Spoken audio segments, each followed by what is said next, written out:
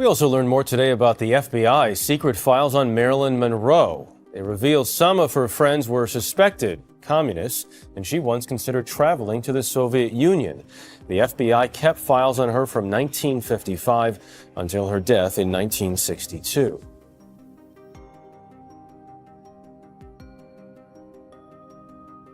These images tell the dark side of her story.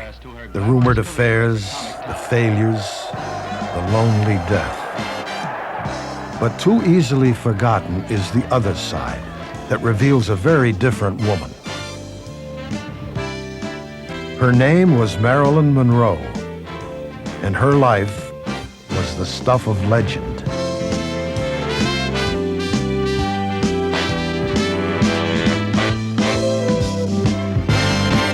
She wasn't an actress or a studio boss.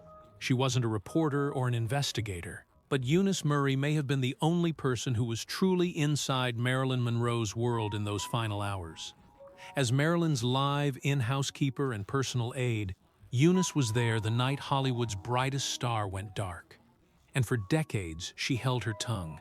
I think that she'll always be with us as long as we have pieces of celluloid that show her performances. And I think that, too, that she's embodied a spirit that was quite marvelous. In fact, she is the only one that 20-some-odd years after her death still sells books, magazines. So obviously, it indicates that there was something unique and special about her. What makes Marilyn Monroe? Why is she still a live member of our talk all the time? It has nothing to do with the scandal of her death. It's because she's the most talented motion picture actress alive in her day. Until, late in life, she finally started to speak. For years, her name hovered at the edges of the Monroe story, brushed off as a background detail. But Eunice witnessed more than anyone ever gave her credit for. She knew Marilyn's habits, her swinging moods, her brittle routines. She knew when the house went quiet for the wrong reasons, and when the lights burned later than they should have. In the early 1980s, after years of dodging the press, Eunice began to open up, in scattered radio interviews, in books, and once in a brief TV appearance that left audiences frozen. She didn't shout or perform, but her soft, steady tone pointed to something far messier than the public had ever been told. She was alone, Eunice once said, but she didn't die alone. That single line would go on to torment historians and conspiracy theorists alike. Because if Marilyn wasn't alone when she died, who was with her? Eunice had worked for Monroe through years of highs and lows. She had seen the actress radiant, and she had seen her shattered. She had been there after midnight arguments, studio breakdowns, and hushed phone calls that came in well past midnight. In a sense, she was more than a housekeeper. She was a silent witness to a legend coming undone. For most of her life, she said almost nothing. The official story was tidy. One of the most famous stars in Hollywood history is dead at 36. Marilyn Monroe was found dead in... Monroe died of a barbiturate overdose on August 5, 1962. A tragic accident, a troubled star taken too soon. But to Eunice, that version never felt whole. And the moment she began talking, the seams started to show. Over time, her account has become one of the strangest and most important threads in the mystery around Monroe's death. Some wrote her off as confused or contradictory. Others believed she had been leaned on to keep the full story buried. But wherever you land, one fact stays chilling. Eunice Murray was there. And in her last years, she told a story that would rewrite what we thought we knew. The night Marilyn died began when Eunice Murray sensed that something was off. She had worked in Marilyn's home for years by then, but that night carried a stillness that didn't belong. It was too quiet, too arranged, too final. Marilyn had locked herself in her bedroom earlier that evening. Nothing unusual there. But by 3 a.m., the light under the door was still glowing, and Marilyn still hadn't answered a single knock. Eunice started to panic. "I just knew," she said years later. Something had shifted. That's when she rang Dr. Ralph Greenson, Marilyn's psychiatrist and a frequent guest at the house. Greenson came fast. He felt the same dread. He called out to Marilyn through the door. Nothing. Then, in a rush, he broke a window and climbed inside. What he found would become one of the most haunting images in Hollywood tragedy. Marilyn Monroe, face down on her bed, a phone in one hand, motionless. She was unclothed, lifeless, circled by neatly lined up pill bottles. Her body was still warm, but she was gone. Police were called. Reporters would follow. By morning, the world would wake to the news that its most adored icon was dead at 36. The official verdict: probable suicide by overdose. But Eunice saw something different that night. She later described how strange the room felt, how nothing looked disturbed, how the bed had been made even though a dead woman lay on top of it. The nightstand held dozens of pills, yet there was no water glass anywhere nearby.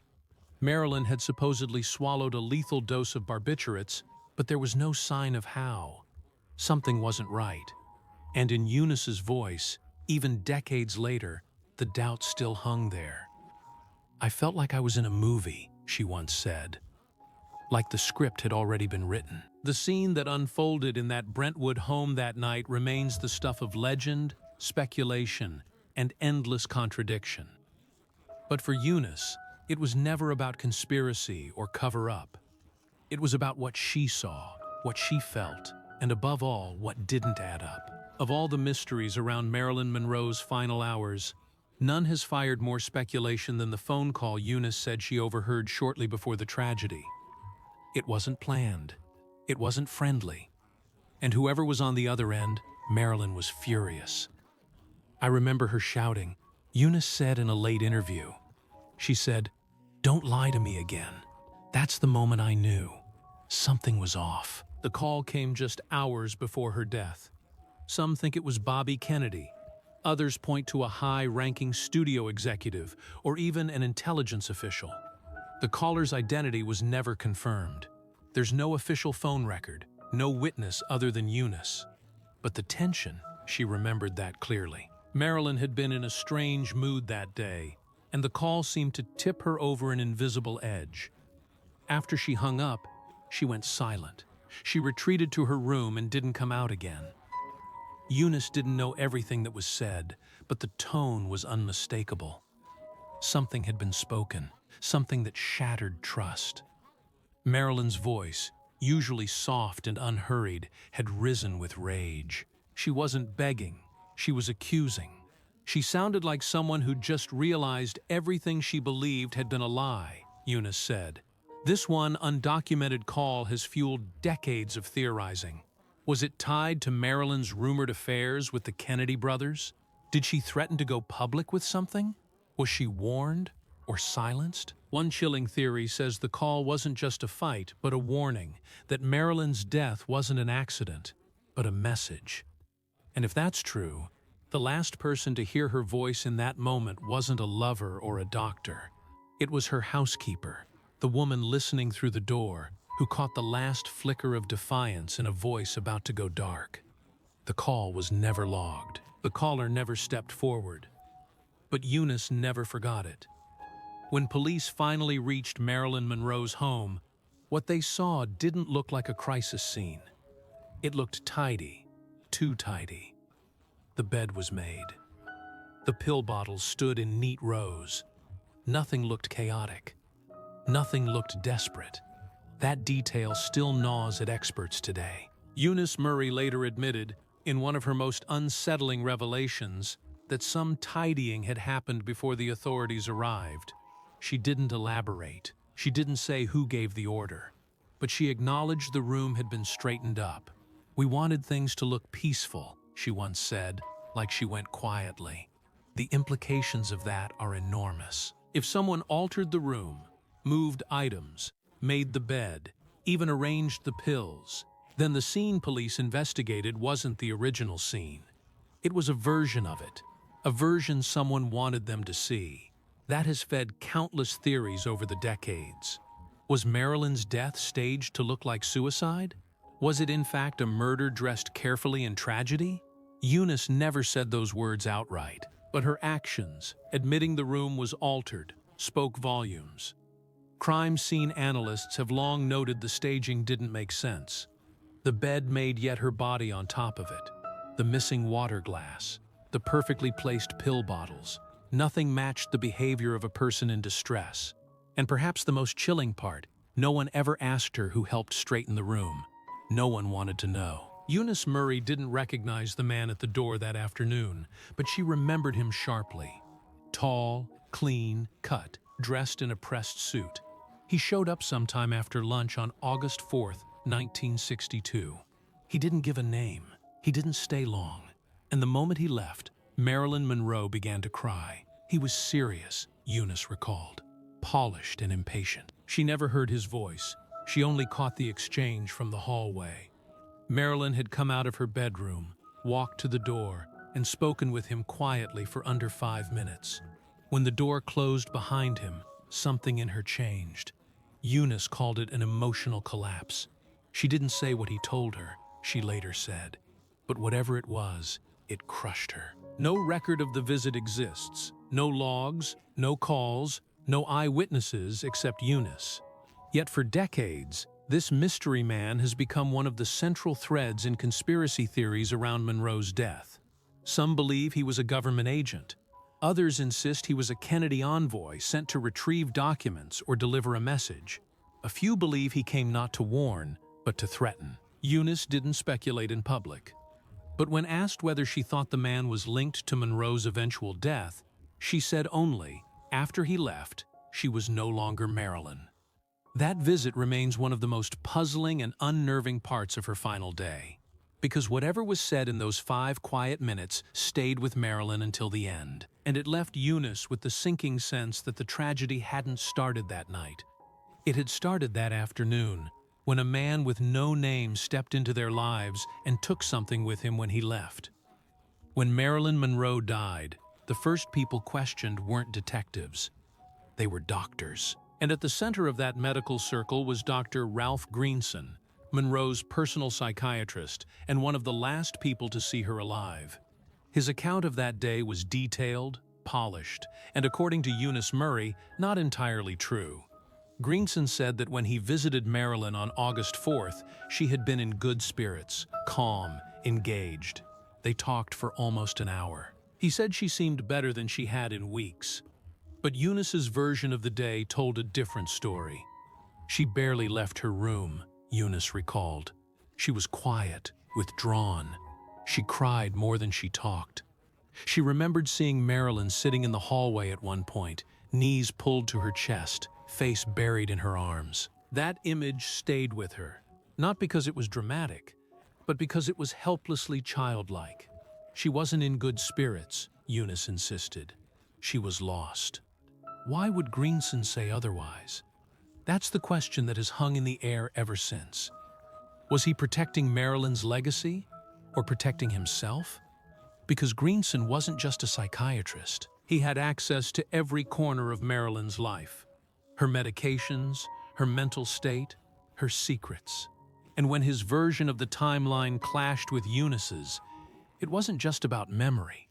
It was about truth. Some believe Greenson was part of a coordinated effort to reshape the events of that day, that Marilyn's real condition, her real despair, was scrubbed from the record to preserve the overdose narrative rather than something more complicated. Eunice never accused him outright, but she made one thing painfully clear.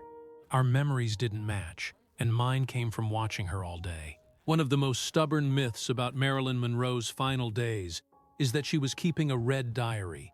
Not a prop, not a personal journal, but a vault of secrets. Names, phone numbers, conversations that tied her to the most powerful men in the world. And according to Eunice Murray, it wasn't a myth at all. I saw it, she said in a rare 1985 interview on her nightstand days before she died. Eunice described it as small, leather, bound with red stitching. Marilyn often scribbled in it after phone calls. Sometimes with a smile, sometimes in frustration. She never left it lying around unless she was home alone. It was her insurance, or so she hinted to friends. But after her death, the diary vanished. Police never logged it. No photos show it. No inventory lists it among Monroe's belongings. Yet those who knew her, including a few former friends, confirmed she often spoke of keeping records just in case. Theories around the Red Diary are endless. Some say it held details of Monroe's alleged affairs with both Kennedy brothers. Others claim it carried information on FBI surveillance or phone taps. A few believe it was a blend of gossip and paranoia. Nothing concrete, but dangerous all the same. Eunice didn't know what was inside. She only knew it was gone. When asked where she thought it went, she said quietly, "It wasn't there when the police arrived, but it was there the day before." That gap between presence and absence has launched decades of speculation. Did someone take it that night? Was it destroyed or locked away deep in a government archive? One thing is clear. If the diary existed, it held truths Monroe wasn't ready to say aloud. And Eunice was the last person who saw it. She was America's most famous woman. But behind the beauty, beyond the spotlight, Marilyn Monroe lived in fear, not of fans or photographers, but of something far darker. "They're listening to everything," Eunice once overheard her say. It sounded like paranoia, like the kind of fear whispered by someone coming undone. But after her death, those fears were proven true. FBI files later revealed Monroe's home had been wiretapped. Her phones were monitored by both government investigators and private detectives hired by jealous lovers and political rivals. She wasn't imagining it. She was being watched. Eunice remembered the signs. Strange clicks on the phone, electrical hums when the house was quiet. Marilyn had even told her, "Don't say names on the line. They're listening." At the time, Eunice dismissed it as Hollywood anxiety. Now it feels like a warning. The surveillance wasn't only federal. Declassified files show private detectives hired by studio executives and possibly even organized crime figures had planted taps across Monroe's property.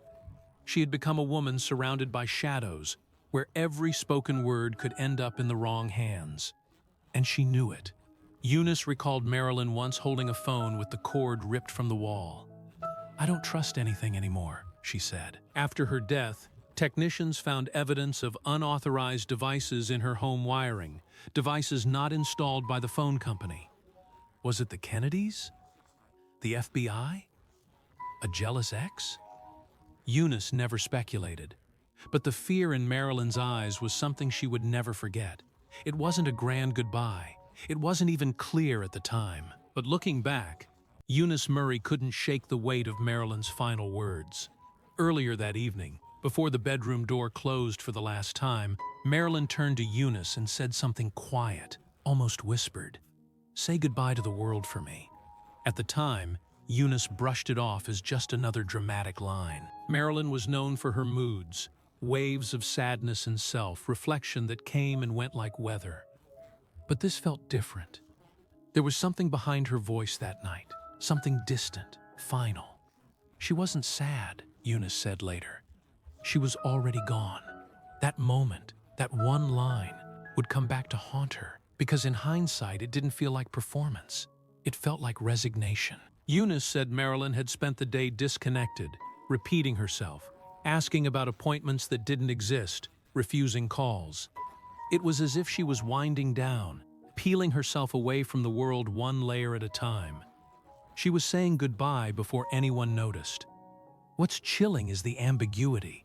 Were those words a spoken suicide note, or a reaction to something she feared was coming? Some, including Eunice, wondered if Marilyn had been warned, if that strange visitor or the phone call earlier that day had been more than stress. Maybe she didn't choose death. Maybe she expected it. She didn't seem like someone planning an escape, Eunice said. She seemed like someone being led to it. There's no recording of that conversation, no diary entry, just a memory recalled years later by the only living witness. But sometimes the simplest words carry the loudest meaning. And for Eunice Murray, "Say goodbye to the world for me" became the moment Marilyn Monroe stopped being a star and became a ghost. After Marilyn Monroe was pronounced dead, police questioned everyone in the house. But according to Eunice Murray, it wasn't the detectives who frightened her. It was the call she got after they left. "Don't speak to the press. That was all the voice said. No name, no explanation, just a warning. Direct, clear, and enough to silence her. Within hours, Eunice vanished. Friends said she went to stay with family in Pasadena. Reporters tried to track her down for statements, but she wasn't picking up. She came back days later, visibly shaken and absolutely unwilling to talk. She looked terrified. One neighbor recalled, like she had seen something she couldn't unsee. Eunice wouldn't give interviews, wouldn't answer follow-ups from the LAPD, wouldn't even speak to friends about what she had witnessed. For years, her silence was read as guilt or confusion. But decades later, she finally admitted the truth. I was told to stay quiet, for everyone's sake. Who told her? She never said.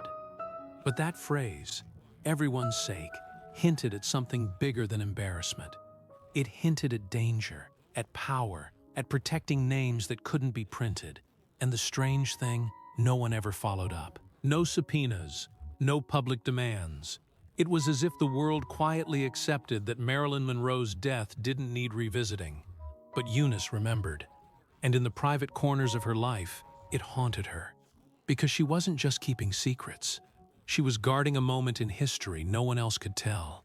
For more than 20 years, Eunice Murray lived in quiet avoidance. She refused interviews, turned down book deals, and rarely spoke of Marilyn Monroe. But in the mid-1980s, something shifted.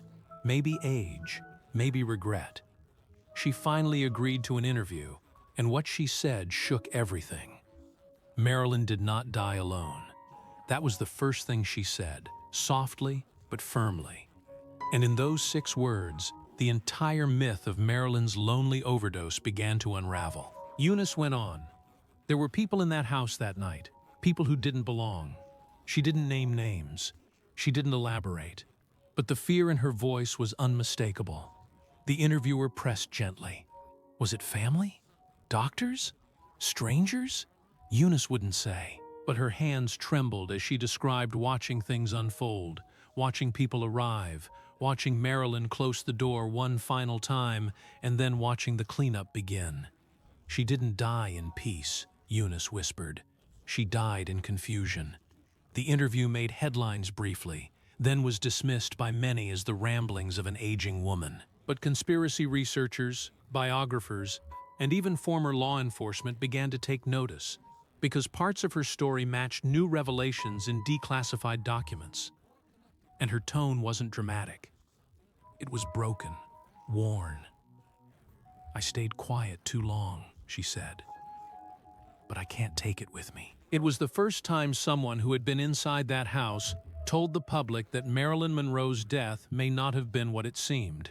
And for many, that was all the confirmation they ever needed. At first, when Eunice Murray finally broke her silence decades after Marilyn Monroe's death, the press didn't greet her with interest or compassion. They mocked her. Her name, once a footnote in the tragedy, was now splashed across tabloids, not with reverence, but with ridicule. Housekeeper's wild claims reignite Monroe mystery. One paper blared in thick black print. Another headline accused her of attention, seeking, desperate for the spotlight. Even mainstream outlets treated her like a curiosity rather than a witness. The implication was clear. This old woman was trying to stir ghosts for fame, but the world wasn't the same as it had been in 1962. The 1980s and 90s saw the start of a cultural shift. Journalists began digging deeper into Hollywood's golden age, not for glamour, but for the truth behind it. Declassified government documents were surfacing. Investigative reporters were pulling threads that had once been carefully hidden. And that's when Eunice's words began to sound less far-fetched.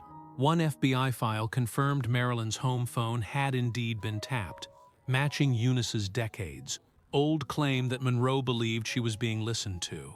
Another report confirmed Monroe had been under constant surveillance by private investigators, political operatives, and even studio security. LAPD documents surfaced that referenced timeline discrepancies in the statements of Monroe's inner circle, especially psychiatrist Ralph Greenson, a detail Eunice had been pointing out for years. Suddenly, her testimony no longer sounded like the ramblings of a confused elderly woman. It started to sound like the first draft of something buried too long. A group of independent researchers in the late 1990s reopened the Monroe case unofficially. They interviewed retired officers, studio insiders, and journalists. But the person they returned to again and again was Eunice Murray, not because she had all the answers, but because she had something irreplaceable: memory. She wasn't always consistent, one researcher admitted. But she was honest. You could feel it. Her pain wasn't rehearsed. It was embedded. Some theorized her inconsistencies came from trauma, not fabrication, that she had been pressured into silence, coached into forgetting, and then left to carry the shame of knowing too much and being believed by no one. But slowly the tide turned. Documentaries began including her quotes without irony. Serious biographers began citing her timeline. Eventually, major publications started referring to her not as a fringe voice, but as the sole civilian eyewitness to Monroe's final hours. The woman who had once stood unseen in the background of Marilyn's life was now seen as crucial to understanding her death. Time didn't erase Eunice Murray's credibility. It revealed it. Eunice Murray never wanted to be part of history. But when Marilyn Monroe died in that quiet Brentwood home, Eunice became the last living thread to the truth, and she carried that weight alone. Her story, fragmented, emotional, incomplete, isn't just about what happened to Marilyn. It's about what fame doesn't protect you from.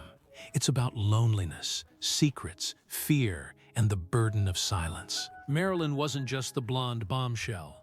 She was a woman tangled in the politics of men, the pressures of power, and the chaos of being too visible in a world that wanted her voiceless.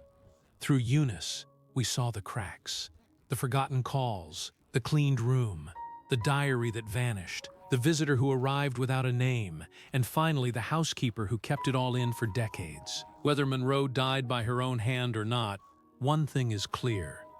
She was not at peace in her final hours. She needed protection, Eunice once said. But no one protected her. Not really. And maybe that's what hurts the most, that even in the house she paid for, surrounded by people who knew her, Marilyn died as if she were already a ghost. Eunice's story is not just a confession. It's a eulogy for truth, for memory, and for a woman the world thought they understood, until the woman who cleaned her home told us otherwise. Eunice Murray wasn't a star, but she held the final thread in Marilyn Monroe's tragic story. Her quiet truths, once ignored, now echo louder than ever. Whether it was suicide, sabotage, or something more sinister, one thing is clear. Marilyn didn't leave this world unnoticed. Someone was watching, and Eunice remembered.